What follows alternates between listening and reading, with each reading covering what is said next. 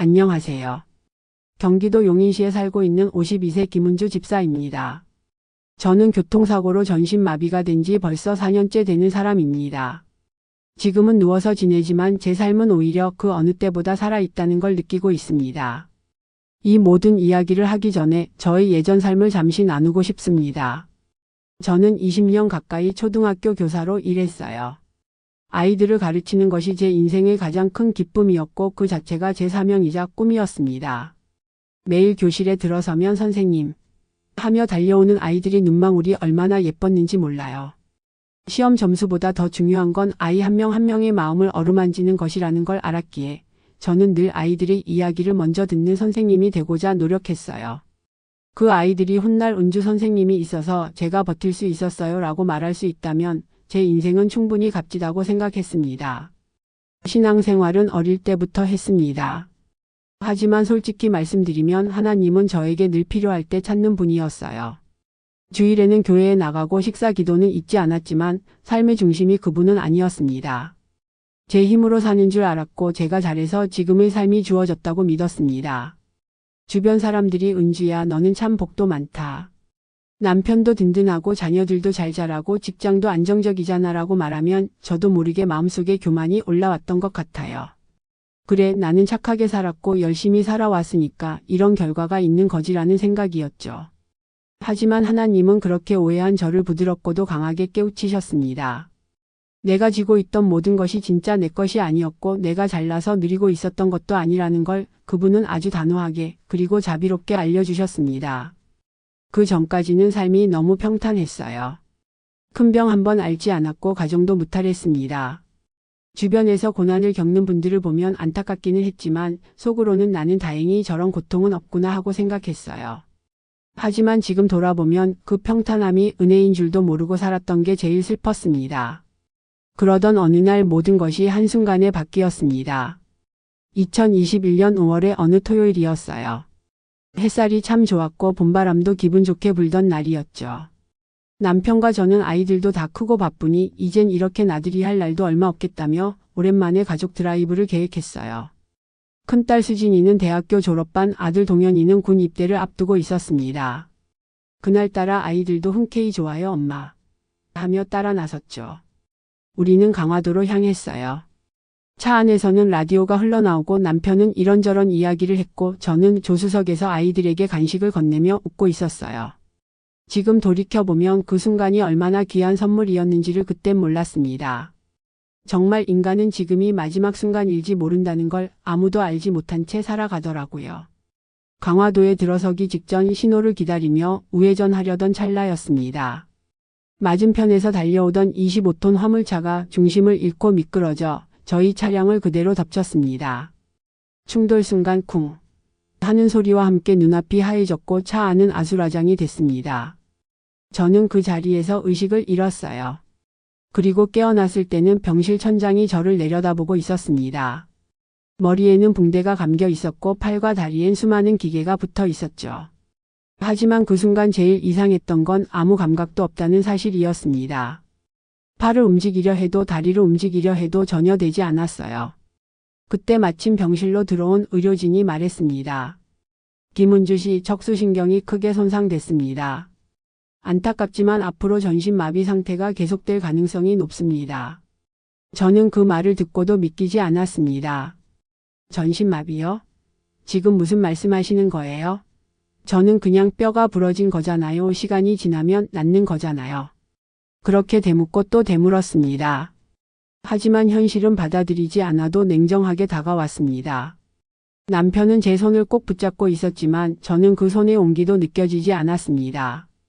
딸 수진이는 병실 한쪽에서 입을 틀어막고 울고 있었고 아들 동현이는 고개를 숙인 채 울음을 참느라 어깨가 떨리고 있었어요. 그날 밤 병원 침대 위에서 하나님께 처음으로 소리를 질렀습니다. 하나님 왜 하필 저예요? 왜요? 제가 뭘 그렇게 잘못했나요? 제가 남의 아이들도 정성껏 가르치고 교회도 빠지지 않고 다녔고 그렇게 나쁜 일 안 하고 살아왔는데 왜 제게 이런 일이 일어나야 해요? 기도가 아니라 원망이었죠. 너무 분했어요. 억울했습니다. 내가 지금까지 살아온 건 뭐였나 싶은 허무함이 몰려왔고 절망이 그날 밤을 통째로 삼켜버렸습니다. 이제 다시는 걸을 수 없다는 사실보다 더 괴로웠던 건 내가 앞으로 무엇을 하며 살아야 할지 모른다는 두려움이었습니다.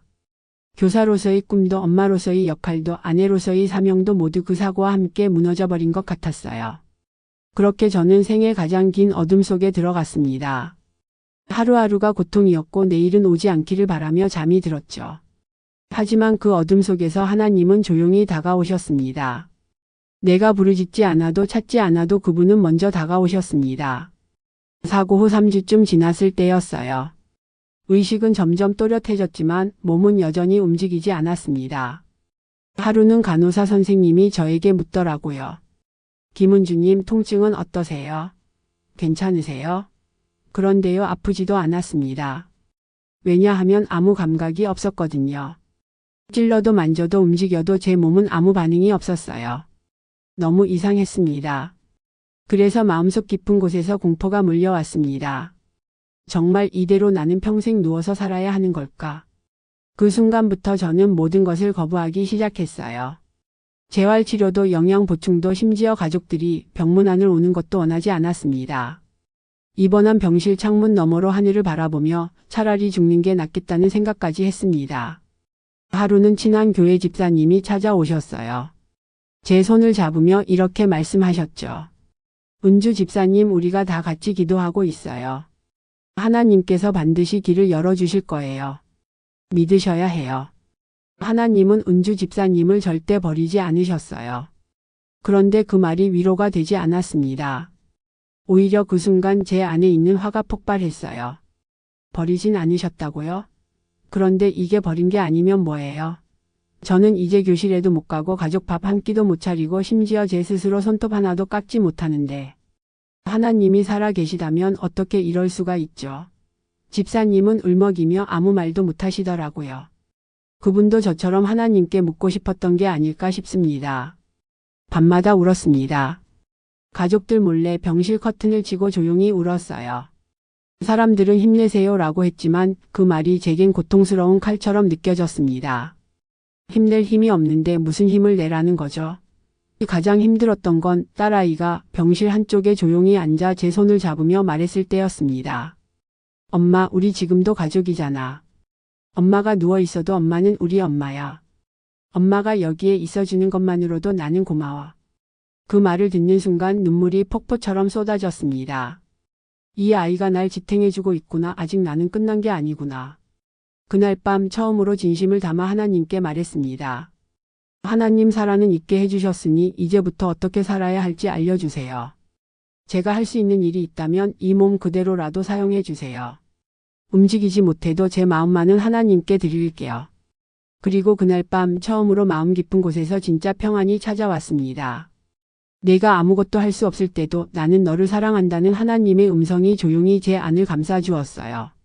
몸은 여전히 움직이지 않았지만 그날 이후 제 마음은 부서지지 않았습니다. 오히려 그때부터 저는 다시 일어나기 시작했습니다. 비록 다리는 움직이지 않았지만 영혼이 다시 걷기 시작한 순간이었죠. 사고 이후 처음으로 저는 제 의지로 하나님께 무릎 꿇은 그날을 지금도 잊지 못합니다. 물론 말 그대로 무릎을 꿇을 수는 없었어요. 몸은 전혀 움직일 수 없었으니까요. 하지만 제 마음이 무릎을 꿇었습니다. 완전히 부서진 심령으로 더 이상 아무것도 붙잡을 수 없게 된 상태에서 하나님 앞에 맨몸으로 선 것이었어요. 하나님, 제가 이제 무엇을 해야 하나요? 전 정말 아무것도 할 수 없습니다. 먹는 것도 씻는 것도 움직이는 것도 심지어 울 힘조차 없습니다. 그런 저를 하나님은 여전히 쓰실 수 있나요? 그때였습니다. 갑자기 창문으로 따뜻한 햇살이 들어왔고 마치 제 얼굴을 어루만지듯 빛이 닿았어요. 그 햇살을 느끼며 내가 너와 함께 한다는 말씀이 마음 깊숙이 울려왔습니다. 귀로 들은 소리는 아니었지만 확실히 들었다고 밖에 설명할 수 없는 말씀이었습니다. 그 순간 저는 울음을 터뜨렸습니다. 살면서 그렇게 많이 운 적이 없었던 것 같아요. 아무도 없는 병실 안에서 저는 누워있는 채로 온몸을 떨며 엉엉 울었습니다. 그동안 참았던 억울함, 분노, 원망, 슬픔, 그리고 말하지 못한 기도들까지 한꺼번에 터져 나왔습니다. 그 눈물이 지나가고 난 뒤 마음이 너무나도 평안해졌습니다. 상처가 사라진 건 아니었어요. 마비된 몸이 치유된 것도 아니었고 환경은 하나도 변하지 않았습니다. 하지만 제가 달라졌습니다. 그때 저는 처음으로 깨달았습니다. 하나님은 우리가 강할 때 함께 하시는 분이 아니라 우리가 아무것도 할 수 없을 때 비로소 가장 가까이 다가오시는 분이시구나. 그 이후로 저는 조금씩 달라졌습니다. 먼저는 기도가 달라졌어요. 원망하던 기도에서 감사하는 기도로 바뀌었고 왜 나에게 이런 일이 에서 이 일을 통해 무엇을 하시려는지 알려주세요로 바뀌었습니다. 그리고 놀랍게도 작은 변화들이 시작됐습니다. 손가락 한마디가 움직이기 시작했어요. 처음엔 제 손가락이 아닌 줄 알았습니다. 설마? 하며 간호사 선생님을 불렀고 선생님은 기뻐하며 이렇게 말했어요. 김은주님, 기적이에요. 반응이 돌아오고 있어요. 물론 그 후에도 수많은 재활의 고통이 있었습니다. 하지만 그때부터 저는 단 한 가지를 붙들고 살았습니다. 하나님께서는 이 사고를 통해 나를 부르셨다. 단순히 회복만을 위한 삶이 아니라 이제는 하나님께 쓰임받기 위한 삶으로 전환된 것입니다. 재활은 말 그대로 다시 태어나는 과정이었습니다. 그 과정은 생각보다 훨씬 고통스러웠고 절망도 끊임없이 찾아왔습니다. 처음엔 손가락을 1cm 옮기는데도 온 힘을 다해야 했고 다리가 조금씩 반응을 보일 때는 신경이 깨어나면서 극심한 통증이 동반됐어요. 살아있는 고통이라는 말이 괜히 있는 게 아니었습니다. 움직이지 않던 곳이 반응을 보이기 시작하면 그 고통이 얼마나 날카로운지 몸속에서 누가 불을 지르는 것 같았습니다. 하지만 저는 포기하지 않았습니다. 아니, 포기하고 싶을 때마다 하나님이 제 등을 떠밀어 주셨습니다. 리프트에 매달려 물리치료실로 가는 길에 창밖으로 하늘을 보며 기도했습니다. 하나님, 오늘도 제가 한 발자국 걷게 해주실 거죠? 오늘도 제가 당신께 쓰임받는 존재라는 걸 느끼게 해주세요. 그 기도가 입술에서 떠난 적이 없습니다.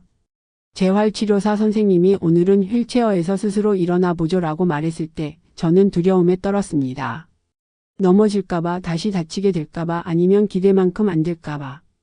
그런데 제 딸아이가 치료실 밖에서 말없이 양손을 모으고 기도하고 있는 모습을 봤어요. 그 작은 손을 보는 순간 제 안에서 무언가 터졌습니다. 나는 내 힘으로 걷는 게 아니야. 이건 하나님과 함께 걷는 믿음의 발걸음이야. 그리고 저는 떨리는 무릎을 꿇은 채로 드디어 스스로 두 다리로 일어났습니다. 아무도 모르게 눈물이 주르륵 흘렀습니다. 선생님이 놀라서 말했죠. 김은주님, 지금 일어나셨어요. 정말 대단하세요. 그 순간 저는 말했습니다. 아니에요. 이건 제 힘이 아니에요. 하나님이 저를 일으키셨어요. 재활의 길은 육체의 훈련이자 믿음의 훈련이었습니다. 매일 반복되는 고통 속에서도 기도하고 찬양하고 감사했습니다. 하루는 병원 옆 침대 환자분이 조용히 묻더라고요. 김은주님, 어떻게 매일 웃으세요? 저 같으면 벌써 무너졌을 텐데요. 저는 웃으며 대답했어요. 사실 저도 무너졌었어요. 근데 하나님이 무너진 제 마음을 먼저 일으켜 주셨어요. 그러고 나니까 몸도 따라 일어나기 시작하더라고요. 그 대화를 나눈 후 그 환자분도 처음으로 가족들에게 밝은 얼굴을 보여주었다고 하더라고요. 그때 알았습니다. 내가 걷는 이 믿음의 길이 누군가에게도 희망의 빛이 될 수 있구나. 이제 저는 한 발 또 한 발 하나님을 붙잡고 다시 걷는 법을 배워가고 있습니다. 재활의 길은 아직도 끝나지 않았지만 그 길 위에 하나님의 발자국이 함께 찍혀 있다는 걸 믿기에 저는 오늘도 다시 일어납니다. 재활치료가 조금씩 진전을 보이면서도 제 마음 한편에는 여전히 두려움이 있었습니다. 내가 다시 완전히 걸을 수 없으면 어떡하지? 몸을 움직이지 못하면 하나님께 쓰임 받을 수 없는 걸까? 이 무기력한 몸으로 내가 뭘 할 수 있을까? 이런 생각들이 밤마다 마음을 무겁게 눌렀습니다. 세상은 능력을 이야기하고 쓸모를 강조하지만 저는 점점 움직이지 않는 몸이 내게서 의미를 앗아가는 것처럼 느껴졌습니다. 그렇게 자책하며 지내던 어느 날 SNS를 통해 제 간증 글을 읽었다는 한 청년으로부터 메시지가 도착했습니다. 김은주 집사님, 저는 우울증으로 고통받던 대학생입니다. 집사님의 병상 일기를 우연히 보게 되었어요. 사실 저는 오늘 삶을 포기하려고 했습니다. 그런데 집사님의 글을 읽으며 움직이지 못하는 분도 이렇게 하나님을 찬양하는데 나는 왜 포기하려 했을까? 하는 생각이 들었어요. 저 다시 살아보기로 결심했어요. 감사합니다. 그 메시지를 읽는 순간 온몸에 전율이 흘렀습니다. 하나님 제가 뭘 했다고요? 그냥 병상에 누워서 글을 썼을 뿐인데 그것조차도 하나님께서 하게 해주신 건데 그런데도 누군가의 생명을 살릴 수 있다면 저는 더 이상 아무것도 두렵지 않아요. 그날 이후 저는 하루에 한 편씩 짧은 간증 글을 올리기 시작했습니다. 병상에서 바라본 하늘, 창밖의 햇살, 기도하면서 깨달은 감정, 작은 회복의 순간들을 하나하나 기록했습니다. 저는 병상에 누워있는 동안 하나님의 은혜를 나누는 편지를 쓰기 시작했고 SNS를 통해 일기 형식의 간증을 올리기 시작한 것입니다. 처음엔 몇 명만 보던 글이 어느 순간 수천 명에게 공유되었고 병원에서 같은 고통을 겪는 환자들, 마음이 무너져 있던 가족들에게 큰 위로가 되었다는 메시지를 받기 시작했어요. 그 글들이 쌓이자 몇몇 크리스천 커뮤니티에서 제 이야기를 공유해 주었고 마침내는 어느 지역 교회에서 비대면 간증 집회 요청이 들어왔습니다. 저는 휠체어에 앉은 채 영상으로 간증을 전했고 많은 사람들이 울며 간증을 들었다는 소식을 들었습니다. 그때 저는 확신했습니다. 하나님은 나를 여전히 사용하고 계신다. 그리고 나의 약함이야말로 하나님의 능력이 가장 잘 드러나는 통로라는 것을요. 움직일 수 없어도 내 몸이 멈췄어도 내 삶은 하나님의 은혜 안에서 다시 달리기 시작했습니다. 그리고 저는 그렇게 병상 위에서 하나님과의 진짜 만남을 시작하게 되었습니다. 그때 저는 진심으로 깨달았습니다. 움직이지 않아도 말하지 않아도 하나님은 쓰시고자 하는 자를 반드시 사용하신다는 것을요. 저는 여전히 휠체어에 앉아 있습니다. 지팡이를 짚고 몇 걸음 걷는 것이 한계일 때도 많습니다. 하지만 이제는 더 이상 내가 뭘 할 수 있을까가 아니라 하나님이 나를 통해 무엇을 하실까를 기대하며 살아갑니다. 병원 안에서도 저는 기도하는 사람으로 불립니다. 간호사 선생님들이 쉬는 시간에 와서 기도 부탁을 하고 환자들이 새벽마다 저를 찾아와 같이 예배를 드리자고 말합니다. 몸은 여전히 불편하지만 제 삶은 지금 누구보다 분주합니다. 하나님의 은혜를 나누고 희망을 전하고 마음이 지친 이들에게 손을 내밀고 있으니까요. 예전에는 건강했던 몸으로도 하나님께 제대로 쓰임받지 못했지만 지금은 움직이지 못하는 이 몸으로 하나님의 도구가 되어 살아가고 있습니다. 그래서 저는 오늘도 이렇게 고백합니다. 주님, 저는 아무것도 할 수 없습니다. 하지만 주님은 제게 모든 것을 하게 하실 수 있습니다. 움직이지 않아도 걷지 못해도 말을 잘하지 못해도 하나님은 여전히 지금도 저를 통해 일하십니다. 이 병상에서 가장 많이 울었던 사람이 바로 저희 가족들입니다. 그들은 하루하루 힘겹게 병원에 오고 내게 힘을 주기 위해 웃음을 보이지만 저의 상태가 나아지지 않자 그들도 점점 지쳐갔습니다. 특히 제 딸은 매일 저를 보러 오고 어느 날에는 엄마 언제 나을 거야? 라는 질문을 하기도 했습니다. 그 모습을 보면 마음이 아팠습니다. 저는 매일 기도하면서도 그들의 슬픔을 보며 이렇게 아픈 나를 보면서 어떻게 살고 있을까 하는 걱정이 가득했어요. 그렇게 시간이 지나 제 상태가 조금씩 나아졌을 때 가족들도 저와 함께 하나님의 은혜를 더 깊이 느끼게 되었습니다. 특히 제 남편은 날마다 기도하며 저를 치료하는 동안 끝까지 믿음을 지켰습니다. 하루는 그가 저를 보며 이렇게 말했습니다. 은주야, 내가 이렇게 힘들어도 하나님을 의지하는 모습에 나도 배우게 된다. 그 말을 들었을 때 저는 속으로 눈물을 삼켰습니다. 그동안 병을 이기려 애쓰면서도 가족의 고통을 제대로 알지 못했던 제 자신이 너무 미웠습니다. 하지만 하나님의 뜻대로 모든 것이 이루어진다는 걸 알았기에 그 순간부터 저는 제 마음을 더 열었습니다. 점점 회복되어 가던 어느 날 제 딸이 나를 찾아와 이렇게 말했어요. 엄마가 이렇게 건강해지는 거 보니까 이제 나는 더 이상 걱정하지 않아도 되겠어요. 그 말에 저는 더 이상 말할 수 없었습니다.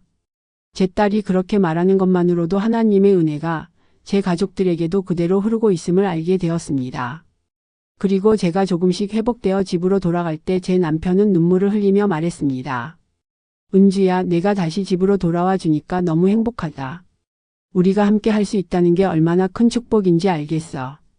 그 말에 저는 다시 한번 하나님의 은혜를 느꼈습니다. 제가 병상에서 겪은 고통은 단지 제 개인의 일이 아니었고 그 고통이 제 가족들에게도 깊은 영향을 미쳤다는 사실을 깨달았기 때문입니다. 가족들이 함께 울고 웃으며 기도했던 시간이 저에게는 가장 큰 회복의 시간이었습니다. 그들은 내 내면의 깊은 상처를 치유하는 데 큰 역할을 해주었고 그 과정에서 우리 모두는 하나님의 사랑을 깊이 체험할 수 있었습니다. 이제 저는 그들에게 말할 수 있습니다. 여러분, 우리가 함께 이 길을 걸어왔던 것처럼 앞으로도 하나님 안에서 함께 걸어가자고. 병상에서의 시간은 매우 힘들었지만 그 시간을 통해 저는 하나님과 가족을 더 깊이 알게 되었고 그들이 보여준 사랑을 통해 하나님의 사랑을 몸소 느끼게 되었습니다. 그렇게 우리의 회복의 여정은 끝이 아니라 하나님과 함께하는 새로운 시작이라는 것을 깨달았습니다. 이제 우리는 한 걸음씩 서로의 손을 잡고 더 강하게, 더 믿음으로 나아가고 있습니다. 병원에서의 긴 시간이 지나고 저는 결국 집으로 돌아올 수 있었습니다.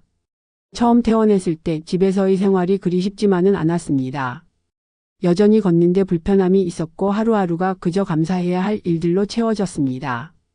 하지만 동시에 자꾸만 불안한 마음이 드는 것도 사실이었습니다. 제 몸이 완전히 회복되지 않은 상태에서 새로운 삶을 시작하는 것에 대한 두려움이 있었습니다. 혹시라도 다시 병이 찾아올까봐 어떻게 살아가야 할지에 대한 고민이 많았습니다. 그때마다 제 안에서 올라오는 질문은 하나님의 계획은 과연 무엇일까? 였습니다. 그 질문을 깊이 생각하며 저는 결국 하나님의 계획을 믿기로 결단했습니다.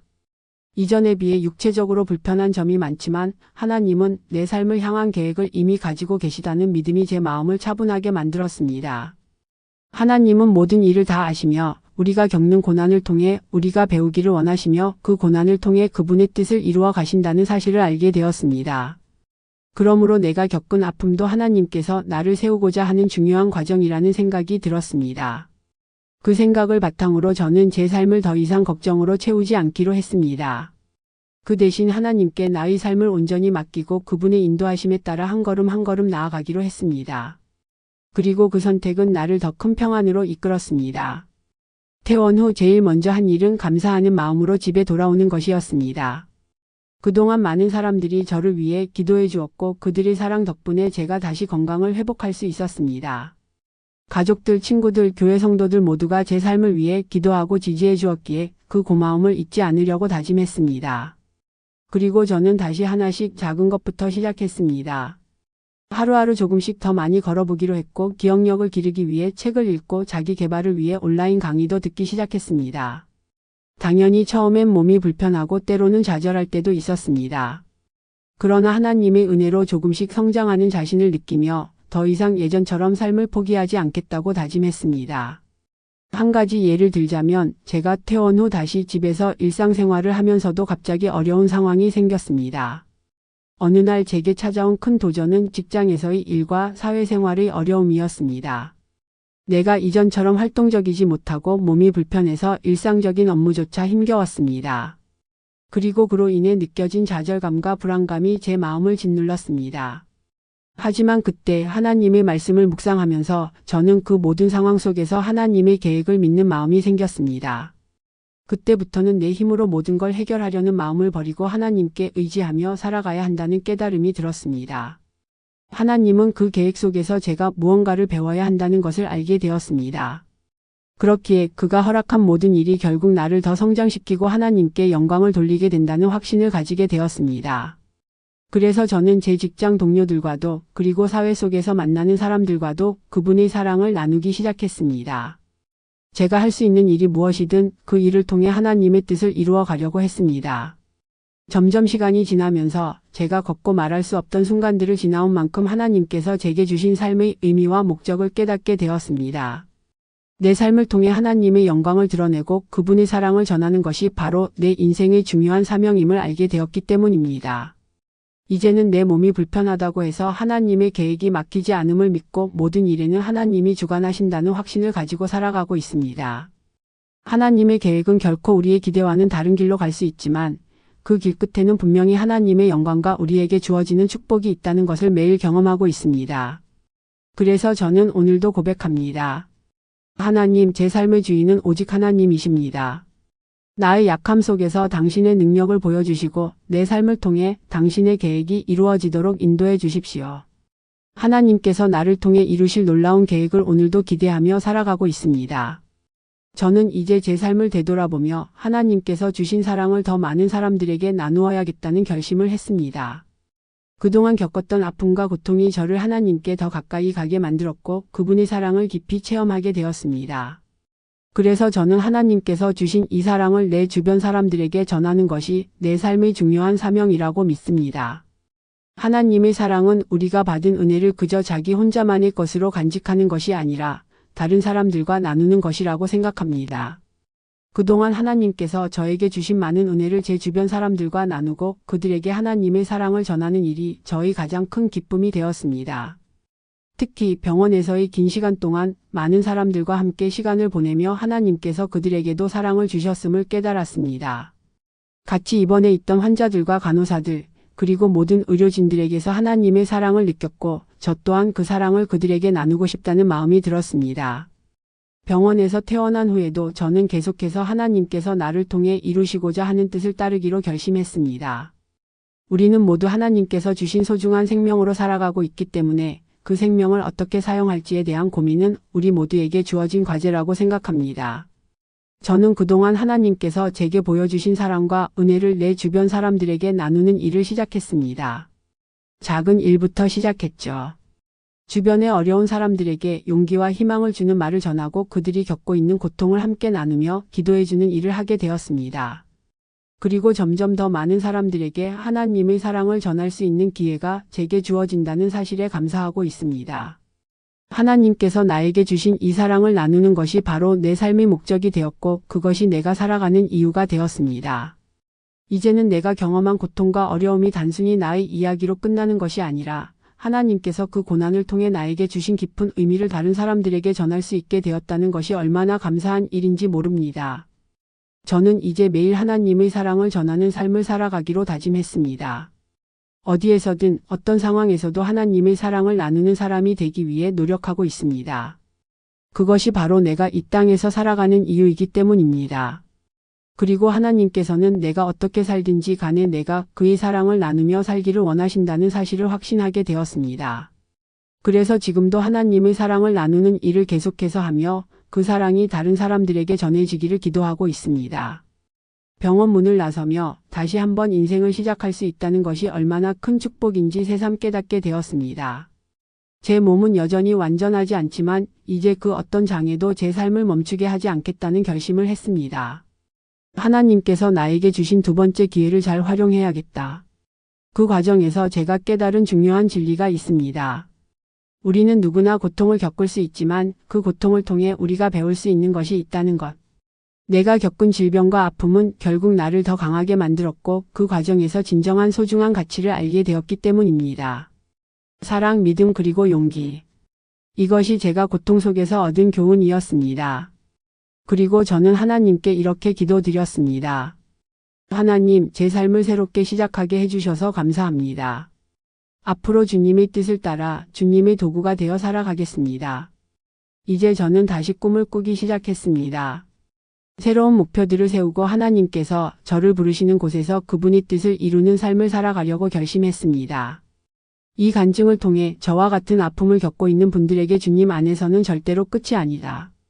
하나님의 은혜로 우리는 다시 일어날 수 있다. 라는 메시지를 전하고 싶습니다. 어쩌면 우리는 모두 삶의 어떤 지점에서 절망을 경험할 수 있습니다. 그러나 그 절망은 결코 우리의 끝이 아니며 하나님께서 우리를 회복시키시고 우리를 통해 놀라운 일을 이루신다는 믿음을 갖게 되기를 바랍니다. 저는 이제 다시 살아가고 있습니다. 더 이상 과거의 아픔에 갇히지 않고 매일을 감사하며 하나님의 뜻을 따르며 살아가고 있습니다. 그리고 누구든지 다시 시작할 수 있다는 믿음을 갖게 되었습니다. 하나님께서 우리에게 주신 사랑은 말로 표현할 수 없는 크고 깊은 사랑입니다. 그 사랑을 전할 수 있는 기회를 주신 하나님께 감사하며 그분의 뜻을 이루기 위해 내 삶을 헌신하겠습니다. 감사합니다.